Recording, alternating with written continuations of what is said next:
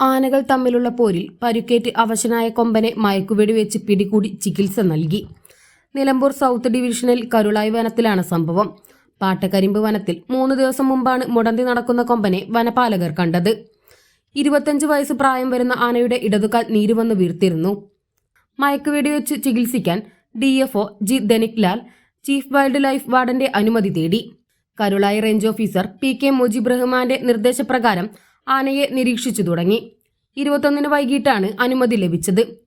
കാരീരിപ്പാടത്ത് ആനയെ കണ്ടെത്തുകയും തുടർന്ന് DFOയുടെ നേതൃത്വത്തിൽ ദൗത്യസംഘം കാട്ടിൽ പ്രവേശിക്കുകയും വനം വകുപ്പിന്റെ Palakkad senior veterinary surgeon doctor David Abraham മയക്കുവെടിവെച്ചതിനെ തുടർന്ന് മയങ്ങി വീണ ആനയുടെ മുറിവിൽ വനം വെറ്റിനറി സർജന്മാരായ doctor Binoy, doctor S Shyam എന്നിവർ ചേർന്ന് മരുന്ന് വെച്ചു.